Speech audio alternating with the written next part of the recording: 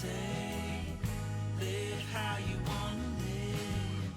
I got nothing wrong with you. I really wanted to be a scientist. I wanted to study these animals, the habitats, and the fascination with interactions with animals and how these animals interact in their environments. So I wanted to protect the animals, but I also wanted to study them and understand them so that we could have a better understanding.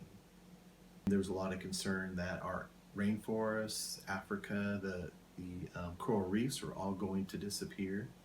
So I decided that's what I wanted to do. I wanted to go see the coral reefs, the rainforests in Africa before they changed or they disappeared. So I took that upon myself as one of my life goals, was to go live and work, and I wanted to be there as a scientist. I ended up going to Africa to see the great migrations of animals. I ended up going to the coral reefs that lived in the Turks and Caicos in the Caribbean, where we studied white band disease and some of the major disease issues of corals that are happening in the 90s. And then I went to Belize, Central America, where in the southern parts there's actually primary and secondary rainforests. So I got a chance to live in those conditions and study the animals and the culture as well. Yeah, I couldn't afford to go to these places. I was fortunate to find a special organization to my heart. They were a study abroad program, and I went as a student and had a really good experience. And luckily I had the skills and science background that they asked me to come back as a faculty member. I really loved introducing students to new cultures, new ways of thinking, new ways of maybe challenging ideas of what it's like to be an American. And you go in these conditions where they're completely sometimes volatile. I really love that whole discovery process, because in the end, we are all humans.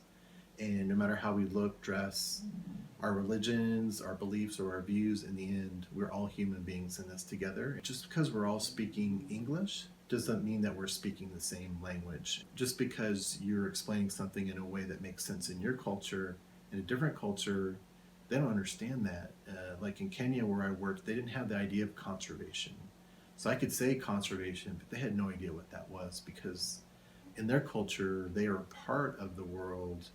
So they see them as part of the animals and the different plants. But in the United States, we see ourselves as very separate from that. So we have to create this word conservation to help us understand what it's like to help preserve things. But at other times, it was very funny, and we could tease each other about different things and ways we say things, and really enjoy and be open to that.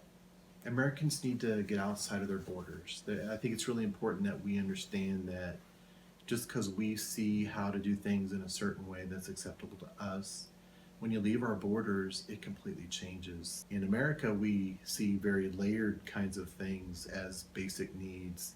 But in the end, if we turn all the lights out, you really need just water. You need some heat to stay warm. You need a place that's safe, and you need some food. That's it. But for some reason, as Americans, we really get so caught up in our conveniences. So when you understand that you have to be self-resilient and you have to be able to survive whatever's going to happen, it makes you a better human in terms of being able to be more patient, to know that things are going to happen and be open to that, and then be able to work with that. I think it's really important. As Americans, we need to see and we need to feel the same things. We need to be able to get out there and understand the world from different perspectives. I think it's really important that we go out and explore and understand how these cultures actually work.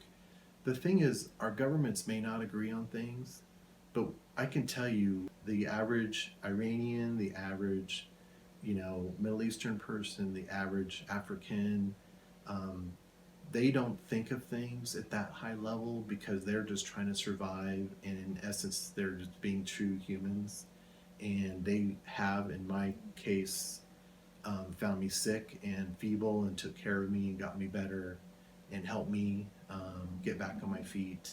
And I think ultimately that's what, as Americans, we have to understand, is that in the end, we are all connected. We are all humans, and Americans need to leave our borders to understand that and see and feel what it's like, because that, in the end, I think is what makes us better human beings.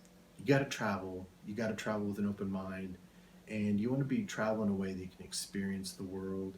Don't be afraid of it. Get out there, just see what it offers you. It's amazing how many wonderful things there are, and you want to be a part of that.